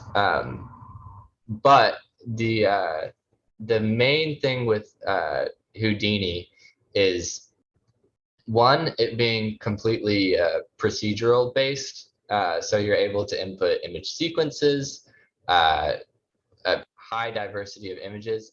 And then the other one, which is why I recommend Houdini to anyone, and if you look on my Instagram, pretty much the past 4 or 5 posts have all been based on a Houdini. It's not primarily mesh based. It's actually voxel based, which is the reason why I've used it for like the voxel stacking, for example. So voxels are essentially 3-dimensional pixels. So it doesn't actually have to calculate the mesh itself. All it has to calculate is a 3-dimensional Cartesian grid of sort of voxels that it doesn't even represent as 3D objects. It represents it as sprites. So to go a little bit back, backtrack a little bit. To answer your question, the reason we're using Houdini is the other step in this workflow includes a super intricate tracing and Booleaning process that I've just found to be easiest to do through live Booleans in Houdini. One other question. There are other pieces of software that, like, would Maya be like a contender to some of what you're trying to do? Or I forgot the other software that does like Python coding underneath, mostly for theater. Like Houdini is basically made for visual effects. So why, why is this a better tool for architects? Is it because architects don't have it built into their workflow, and you're looking at the special effects part of this as part of your creative process? Can you explain a little bit about why, if I get into Houdini for this process, should I learn more about Houdini, or should I just, what should I think about? Yeah, absolutely. So I love that question so much, because I'm like, if you ask anybody that I know, I'm such like a Houdini fanatic, in part because my brother was sort of like very adamant that I learned it during architecture school. But another reason for this is its ability to just super quickly like iterate. And not only that, but also you're mentioning your like the ability to like code specific nodes and other softwares. Houdini has its own native language that's very similar to Python called Vex. And with that, you're able to do just about anything. And although it is a VFX software at its core, just the sort of the tools that they use in that industry are incredibly viable to architectural workflows. Like like any sort of workflow that I do isn't really complete without Houdini. Like you can Dynamesh in Houdini, you can do live Booleans like you would in ZBrush in Houdini. In addition to all this whole other realm of like simulation and agent-based things that you can do, I just can't can't emphasize how much I think really everybody should just get their foot in the door with Houdini. Thank you.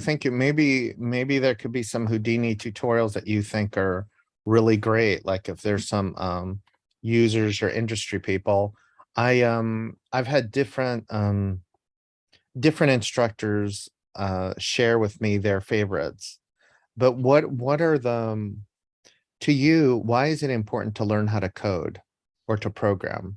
Like what do you, is that the type of literacy you think architects of the future should know?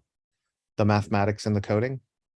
So yes and no. I just like we're demonstrating today, it's like we are not the ones developing these neural nets, right? We're just the ones using them and adapting them to our workflows.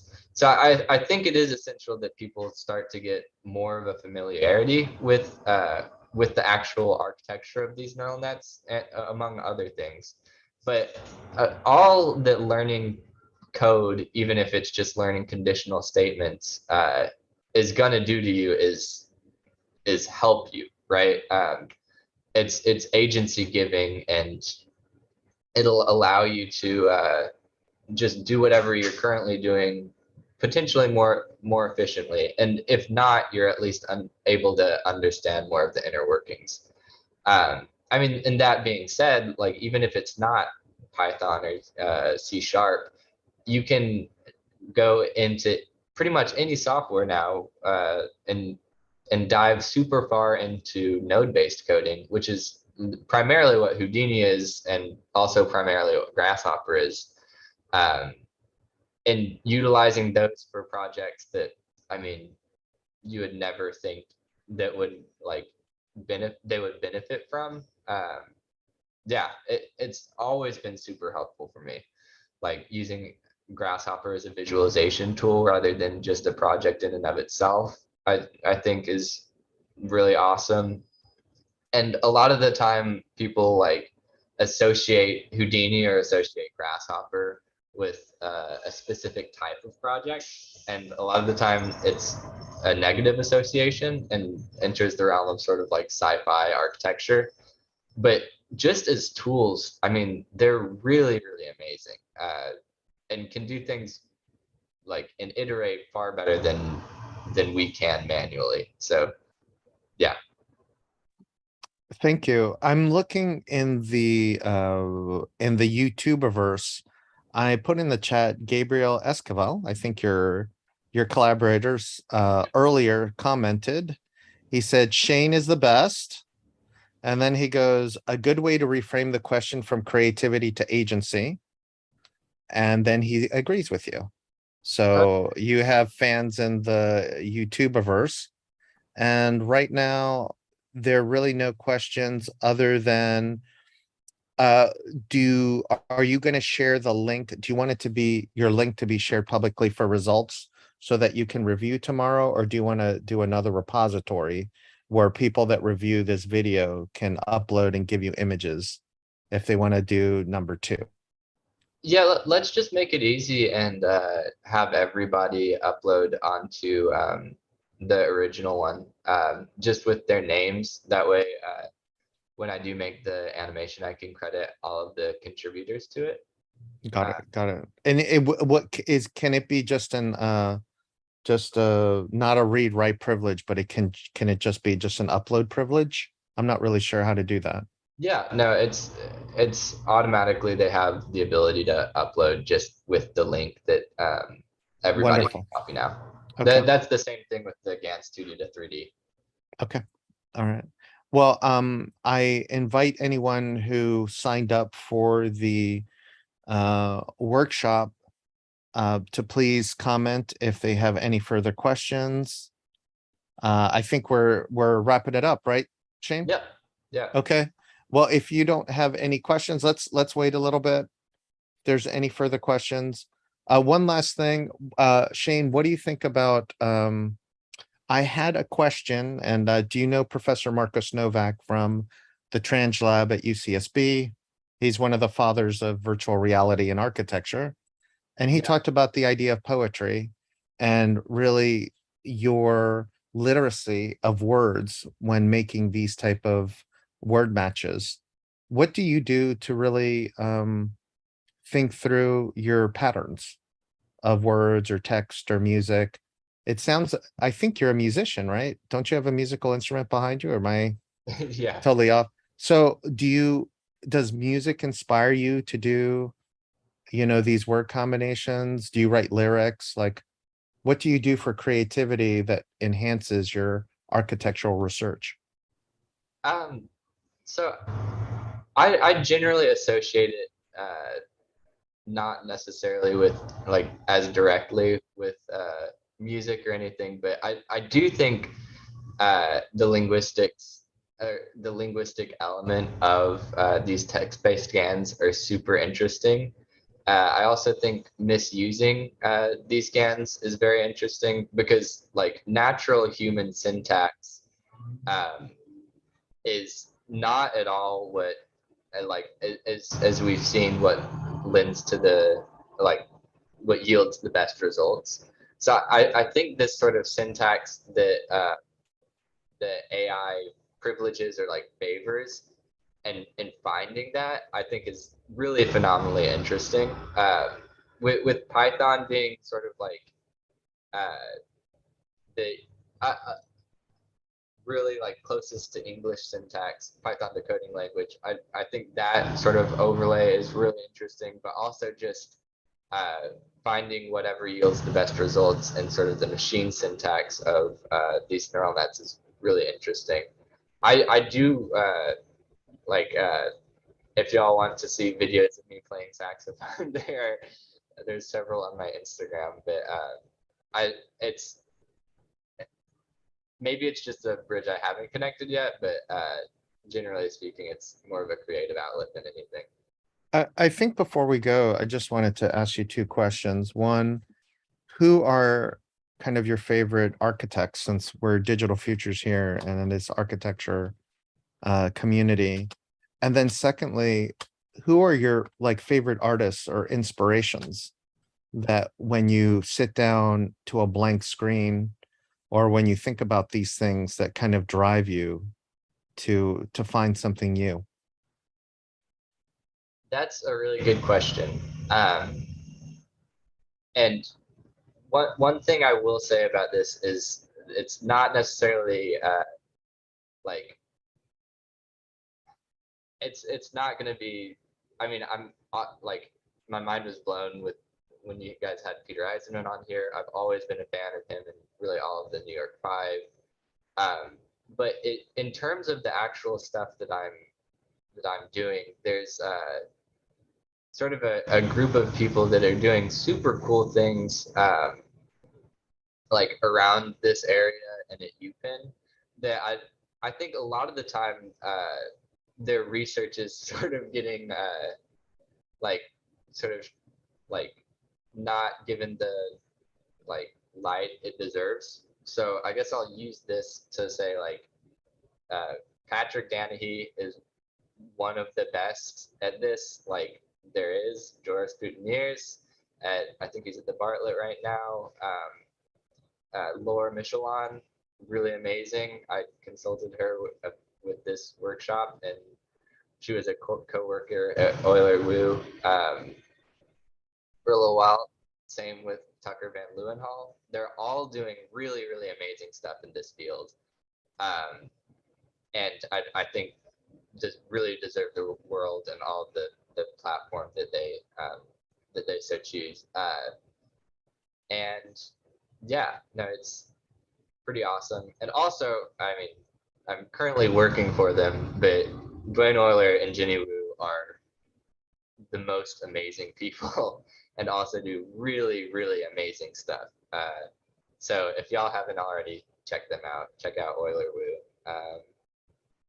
And in terms of like artists that really inspire me, just like that I'm a fan of, Harmonious Bosch is probably my #1 of all time. And if any of you guys want any band recommendations, I will share you guys my Spotify playlist. But otherwise, it's mostly just within the realm of the sort of Instagram feed. Well, Shane, I mean, I don't want to impose any more of your time. I think that this has been an extremely exciting and I think very much revealing insight into some of what you think about and some of what your creative process. And I really appreciate your candor and your generosity. And if there's not any other questions, I think, what is the assignment? Sorry, before we move on, what is the assignment that you want everyone to move forward for tomorrow? Just to have 10 images, just to repeat the prompt, just 10 images, and what else?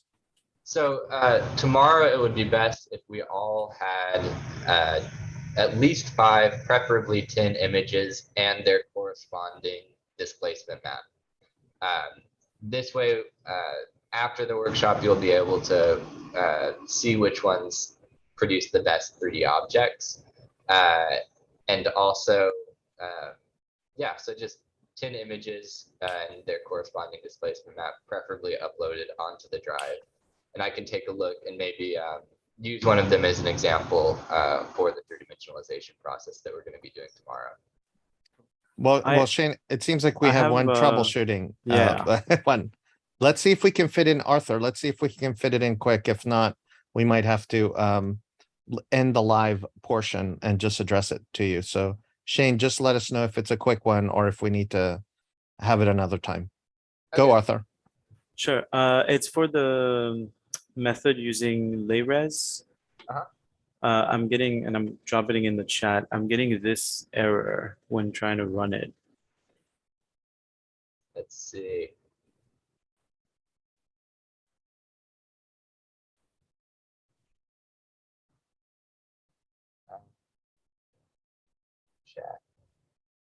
I said.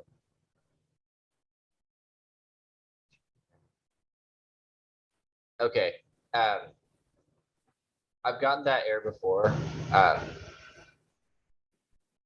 Just upload your input images and let me see if I get the same error. Otherwise, I can troubleshoot with you like afterwards. I think you have, yeah.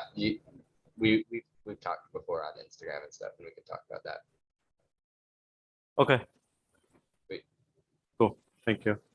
Well, then, with that said, Shane, thank you very much for today. I really appreciate it. I thank all of our participants today in the workshop who signed up. Please, for anyone that wants to sign up for Shane's hot, super exciting workshop tomorrow on three-dimensionalizing your data, please sign up at info or look at the links on YouTube. And all those attendees, I wanted to thank you for all your questions. And everyone on YouTube, I wanted to thank you. Please spread this to all of your friends, all of your networks, all of your colleagues at work. I think this is the future. Please check them out in the A&D that was just published. And what was the article again? I'll post all those in the Google Docs, but it's the CDRF as well. Yeah. So please read that if you can. Please pick up the book, and maybe if all this is over, Shane can sign some of his articles, because we also want some of that in our collection. So Shane, thank you very much, and I think that's it. So All take right. care, everyone. Thank you all so much. Thanks. Ciao. Thank you.